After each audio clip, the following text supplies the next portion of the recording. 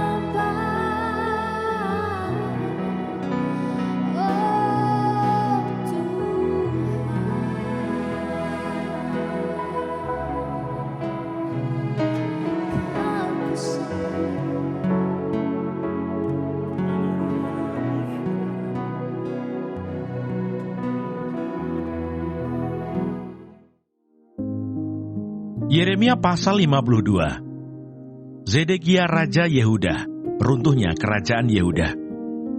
Zedekia berumur 21 tahun pada waktu ia menjadi raja, dan 11 tahun lamanya ia memerintah di Yerusalem. Nama ibunya ialah Hamutal binti Yeremia dari Libna. Ia melakukan apa yang jahat di mata Tuhan, tepat seperti yang telah dilakukan Yoyakim. Sebab oleh karena murka Tuhanlah, hal itu terjadi terhadap Yerusalem dan Yehuda, yakni bahwa ia sampai membuang mereka dari hadapannya. Zedekia memberontak terhadap Raja Babel. Maka pada tahun ke-9 dari pemerintahannya, dalam bulan yang ke-10, pada tanggal 10 bulan itu, datanglah Nebukadnezar Raja Babel dengan segala tentaranya menyerang Yerusalem.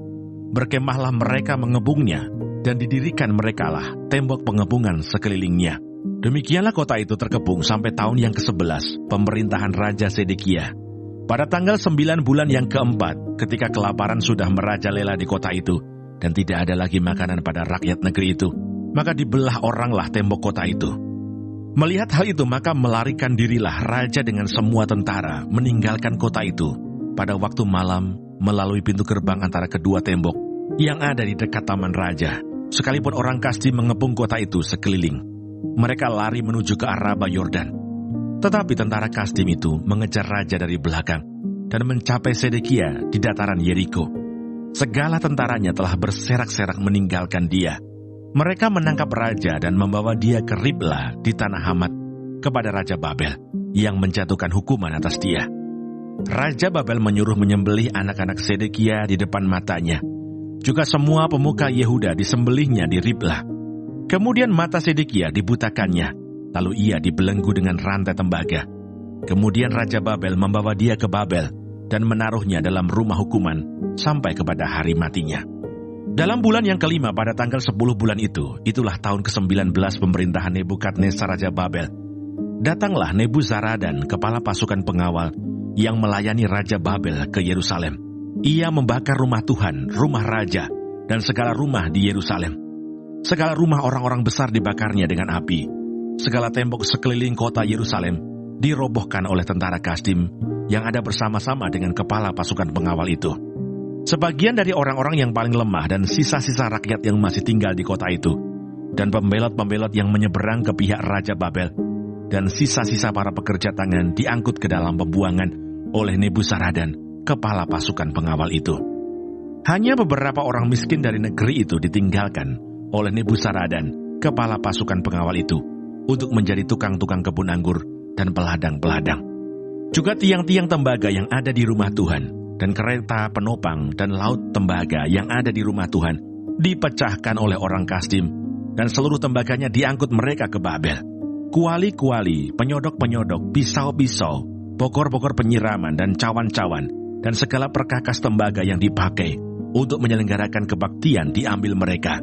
Juga pasu-pasu, perbaraan-perbaraan, bokor-bokor penyiraman, kuali-kuali, kandil-kandil, cawan-cawan dan piala-piala. Baik segala yang dari emas maupun segala yang dari perak, diambil oleh kepala pasukan pengawal itu. Adapun kedua tiang laut yang satu itu dan ke-12 lembu tembaga yang ada di bawah kereta penopang yang dibuat oleh Raja Salomo untuk rumah Tuhan, tiada tertimbang tembaga segala perkakas ini. Adapun tiang-tiang itu, satu tiang 18 hasta tingginya, dan dapat dililit oleh tali yang 12 hasta panjangnya, tebalnya 4 jari dan geronggang dari dalam. Di atasnya ada ganja dari tembaga. Tinggi ganja yang satu itu 5 hasta, dan jala-jala dan buah-buah delima ada di atas ganja itu sekeliling, semuanya dari tembaga. Dan tiang yang kedua seperti itu juga. Mengenai buah delima, ada 96 buah delima yang merupakan gambar timbul. Seluruhnya, buah-buah delima itu ada 100 pada jala-jala itu berkeliling. Lalu kepala pasukan pengawal itu menangkap Seraya imam kepala, dan Sefanya imam tingkat 2, dan ketiga orang penjaga pintu. Dari kota itu ditangkapnya seorang pegawai istana yang diangkat mengepalai prajurit-prajurit dan 7 orang pelayan pribadi raja yang terdapat di kota itu. Dan panitera panglima tentara yang mengerahkan rakyat negeri menjadi tentara, dan 60 orang dari rakyat negeri yang terdapat di tengah-tengah kota itu. Nebuzaradan, kepala pasukan pengawal, menangkap mereka dan membawa mereka kepada Raja Babel di Ribla. Lalu Raja Babel menyuruh membunuh mereka di Ribla di tanah Hamat. Demikianlah orang Yehuda diangkut ke dalam pembuangan dari tanahnya.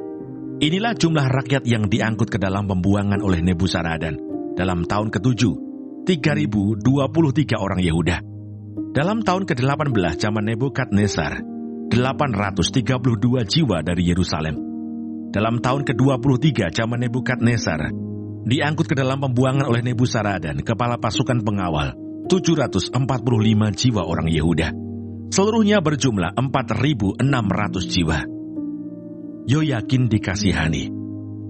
Kemudian dalam tahun ke-37 sesudah Yoyakin Raja Yehuda dibuang, dalam bulan yang ke-12, pada tanggal 25 bulan itu, maka Ewil Merodah Raja Babel dalam tahun ia menjadi raja, menunjukkan belas kasihannya kepada Yoyakin Raja Yehuda dengan melepaskannya dari penjara. Ewil Merodak berbicara baik-baik dengan dia dan memberikan kedudukan kepadanya lebih tinggi daripada kedudukan raja-raja yang bersama-sama dengan dia di Babel. Yoyakin boleh mengganti pakaian penjaranya dan boleh selalu makan roti di hadapan raja selama hidupnya. Dan tentang belanjanya, Raja Babel selalu memberikannya kepadanya, sekadar yang perlu tiap-tiap hari selama hidupnya sampai hari matinya. Kami mengucap syukur untuk firman-Mu, biar Tuhan Engkau mengurapi setiap kami, Tuhan menumbuhkan hikmat dalam hidup kami, biar firman-Mu terus menguatkan kami. Tuhan berikan kami kekuatan dalam kami menjalani hari ini. Kami percaya Engkau Allah yang terus memberikan kami kesehatan, berikan kami kekuatan. Terima kasih Tuhan. Bapa kami yang di surga, dikuduskanlah nama-Mu, datanglah kerajaan-Mu, jadilah kehendak-Mu di bumi seperti di surga. Berikanlah kami pada hari ini makanan kami secukupnya, dan ampunilah kami akan kesalahan kami, seperti kami juga mengampuni orang yang bersalah kepada kami. Dan janganlah membawa kami ke dalam pencobaan, tetapi lepaskanlah kami daripada yang jahat. Karena Engkaulah yang punya kerajaan, dan kuasa, dan kemuliaan, sampai selama-lamanya. Amin.